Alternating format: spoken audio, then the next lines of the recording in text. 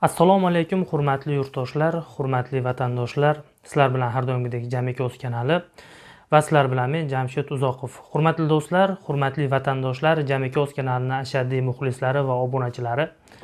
Bugungi videoyimiz do'stlar ancha oldin chiqarishim kerak bo'lgan video edi, lekin ozroq sabablar bilan ozroqini surilib qoldi. Mana shu sababli bugun sizlarga o'tib ketgan bo'lsa-da Rossiyada 9-may Dень-Победы G'alaba bayramini nishonlash arafasida O'zbekiston Respublikasi Prezidenti Shavkat Mirziyoyev Miromonovich hamda O'zbekiston vatan himoyachilari borib o'sha paradda qatnashdi va O'zbekistonda vatan himoyachilari 9-may paradida chiqishlari va prezidentimiz o'shalar vatan himoyachilari yonida g'ururlanib turishligini do'stlar sizlarga qo'yib eshittiraman. O'zlaringiz ko'rasizlar va o'zlaringizni fikrlaringizni albatta kommentariyada qoldirasizlar degan umiddaman. To'g'ri, juda ko'pchilik aytishligi mumkin, bu video ancha oldin chiqish kerak edi. Nima sen 9-may o'tib ketib, bugun 15-may kuni chiqaryapsan degan odamlar bo'ladigan bo'lsa, biz odamlarning gapiga e'tibor bermaymiz.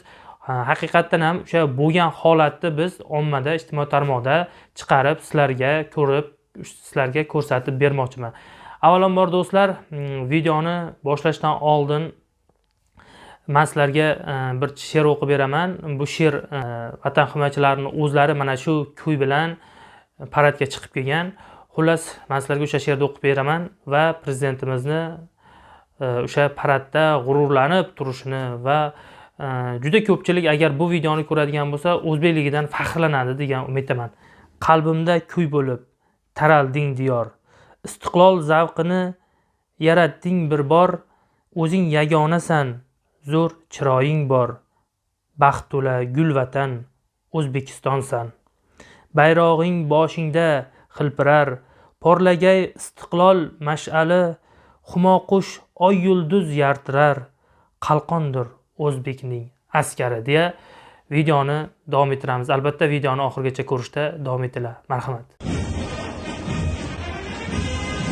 Мимо трибун проходит парадный расчет вооруженных сил Республики Узбекистан. Возглавляет парадный расчет полковник Зафаржон Каликчаев.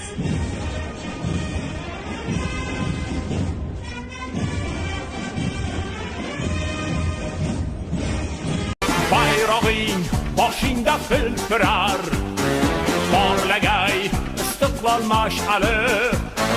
Bayrog'ing boshingda hilpirar, porlagay istiqlol mash'ali. Xumoqush oy yulduz yaltirar, qalqondir O'zbekning askari. Xumoqush oy yulduz yaltirar, qalqondir O'zbekning askari.